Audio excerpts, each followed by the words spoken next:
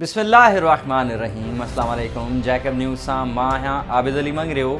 पेश आहिनि हिन वक्त जूं हेडलाइंस। जैकबाबाद में गुज़िरियल ॾींहुं हारी जे पुट जी तज़लील कंदड़ पाकिस्तान पीपल्स पार्टी जे तालका सदर मीर अली नवाज़ पांवर, संदसि भाउ एहसन नवाज़, अज़ीज़ पांवर, शाहिद पांवर ऐं लियाकत शेख समेत 7 ॼणनि ख़िलाफ़ आबाद थाणे ते केस दाख़िल। गिरफ़्तारी अमल में न अची सघी। वाज़े रहे त गुज़िरियल ॾींहुं हारी जे पुट मोहम्मद अली पांवर एहतजाज कंदे दाहियो त बासर वॾेरे अली नवाज़ ख़ान पांवर मोबाइल चोरी इल्ज़ाम हेठि मूं मथां तशद्दुद कयो ऐं तज़लील जो निशानो बणाईंदे मथे जा वार, ॾाढ़ी मुछूं ऐं भिरूं कूड़े छॾियूं आहिनि। होॾां पाकिस्तान पीपल्स पार्टी लाड़काना डिवीज़न जे सदर मीर एजाज़ हुसैन जखराणी पारां अली नवाज़ पांवर खे मामले जी जांच थियण ताईं उहिदे तां हटायो वियो आहे ऐं 5 रुकनी कमेटी जांच कंदी। इल्ज़ाम साबित थियण ते खेसि पार्टी मां नेकाली ॾिनी वेंदी, जॾहिं त SSP मोहम्मद तारिक नवाज़ जो चवणु हो त को बि कानून खां ॾाढो कोन्हे।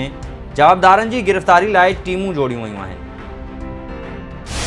जैकबाबाद वेझो बका पुल ते 2 मोटरसाइकिलनि में टक्कर, ठुलवासी औरत इनायता शेख फौत, नौजवान ख़ालिद ज़ख्मी, सिविल अस्पताल मुंतकिल।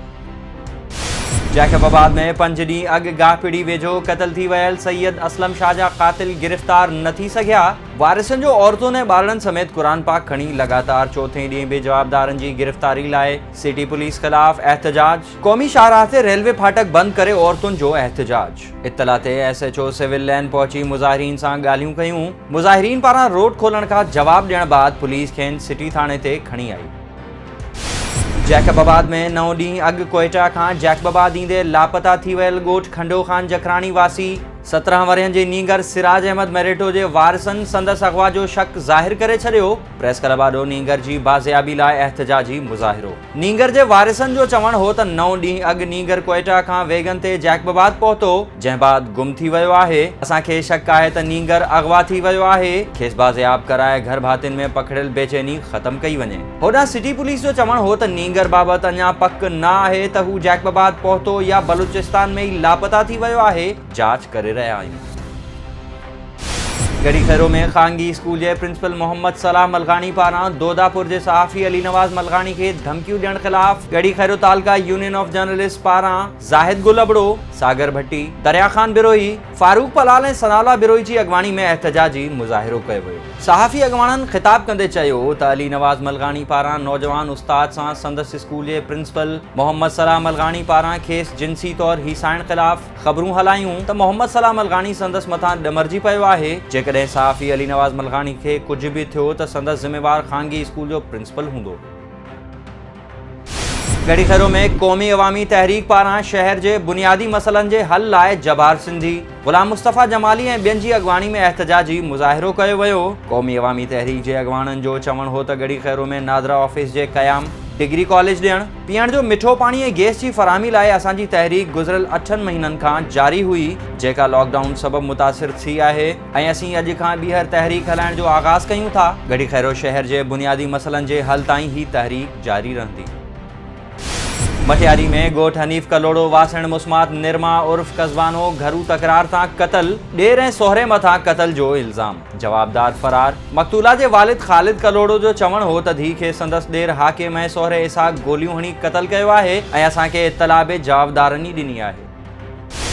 मसू भुरगड़ी वेझो ॻोठ सूमार माची में शाख मां 12 वरियनि जे नींगर जो लाश हथ। इलाइक़े वासियुनि नींगर जो लाश ॾिसी पुलिस खे इत्तला कयो, जंहिं बाद नींगर जो लाश पाणी मां कढियो वियो। ॿुॾी फौत थी वियल नींगर ग़ुलाम मुस्तफ़ा माची जे वालिद ग़ुलाम हुसैन माची जो चवणु हो त मुंहिंजो पुटु गुज़िरियल ॾींहं खां लापता हो, जंहिंजी ॻोल्हा करे रहिया हुआसीं त अहिड़ो इत्तला मिलियो आहे।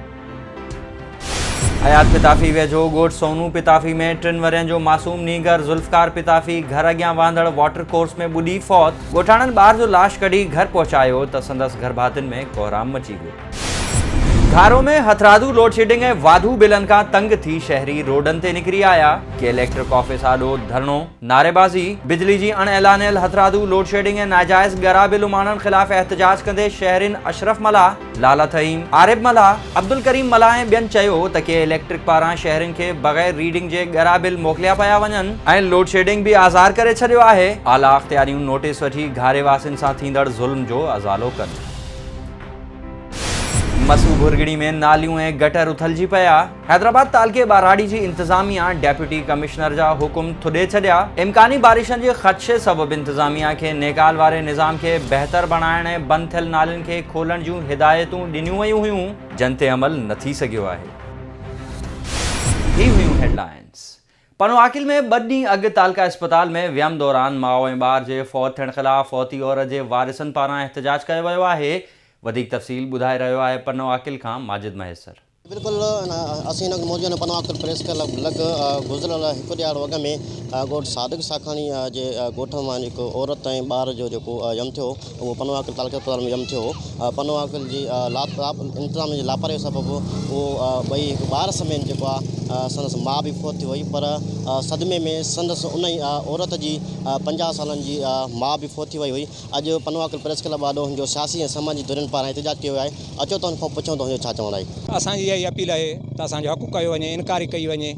असांखे कंहिं शइ जी ज़रूरत कोन्हे, असांखे इंसाफ़ खपे। MS मोहम्मद इस्माइल अब्बासी साहब पनवाकिल वारो चए पियो त मूंखे काई इंफॉर्मेशन न आहे, जीअं त इहो हिकिड़ो ग़लति अमल आहे, हिकु लापरवाही जो मुज़ाहिरो आहे। छो त हिकु मेन ऑफिसर आहे जंहिं हॉस्पिटल जो, उहो चए थो त मूंखे हिन महिल ताईं काई इंफॉर्मेशन न आहे। तंहिं हूंदे असां हुनखे थ्योरेटिकल एप्लीकेशन जमा कराई आहे, रिसीव कराई आहे। उहो उन असांखे इत्मिनान ॾिनो आहे त असां 1 ॾींहं में तव्हांखे फर्दर इन्वेस्टिगेशन खां बाद रिपोर्ट ॾींदासीं। इंतिहाई अफ़सोसनाक असांजे लाइ हिकिड़े अलमी को घटि आहे जेका ख़बर कोन्हे की। असां सोचियोसीं त पनवाकिल जो MS असांजे पनवाकिल जो शहर जो आहे, त हाणे जेको आहे त इंशाअल्लाह ताला हॉस्पिटल जा जेके इंतिज़ामी मामलात आहिनि उहे बहितर रहंदा। पर अॼु जेको कुझु ॾींहंनि खां ही वाक़ियो पेश आयो आहे डिलीवरी ते, ऐं उते एतिरी लापरवाही पनवाकिल जे डॉक्टरनि जी, इहा असांजी सम्झ खां ॿाहिरि आहे। ऐं असां इहो मुतालबो बि कयूं था त जेको आहे त MS जेको आहे त पंहिंजे इख़लाक़ी तौर ते मुस्तफ़ी थी वञे। 3 लाश हिकु घर में पहुता आहिनि। डिलीवरी मामले ते तव्हां वटि डॉक्टरणी अवेलेबल न आहे। इन शइ जा एविडेंस आहिनि त जॾहिं तव्हां उन्हनि खे हिकिड़ो पर्चो थमायो आहे उन्हनि जे हथ में, उन ते उन डॉक्टरणी जी सिग्नेचर न आहे, ऐं तव्हांजो जेकॾहिं पेशेंट तव्हांजी सम्झ खां ॿाहिरि आहे त तव्हां पेशेंट खे रेफर कंदा ॿिए पासे। सो इहा शइ बि अहिड़ी न कई वई। एम्बुलेंस जेका ॾिनी वई आहे आख़िर में, उहा बि जेको आहे उनजी बि उन्हनि खां पेमेंट वठी वई आहे तेल जी। मतिलबु एतिरो वारसनि खे परेशान कयो आहे, जंहिंजे घर में 3 लाश जेके आहिनि हिननि जी सिर्फ़ु बेपरवाही जे करे जेको आहे पेश आया आहिनि। जी बिल्कुलु हिननि एहतजाज करण जूं ॻाल्हियूं ॿुधियूं। हिनजो चवणु आहे त असां सां इंसाफ़ कयो वञे। संदसि वारिस सियासी समाजी ऐं पनवाकिल तालका जे लॻ सां जेके बि वाबस्ता धुरियूं आहिनि उन्हनि जो एहतजाज में शिरकत कई आहे। हुननि MS ख़िलाफ़ जो धरणो हयो आहे, ऐं ईंदड़ जेके ॾियारा आहिनि उहे बि MS ख़िलाफ़ तारीख़ हलाई वेंदी। जेकर हिन सां इंसाफ़ न थियो त हिन जो जेको एहतजाज जो दाइरो आहे उहो वधायो वेंदो। कैमरा टीम सां गॾु माजिद महेसर, जेकम न्यूज़, पनवाकिल। ही हुयूं हिन वक़्त ताईं जूं ख़बरूं। वधीक ख़बरुनि ऐं तफ़सील लाइ विज़िट कयो असांजी वेबसाइट www.jacobnewshd.com ऐं फेसबुक ते फॉलो कयो। ॾिसंदा रहो जैकब न्यूज़, ख़बर खां।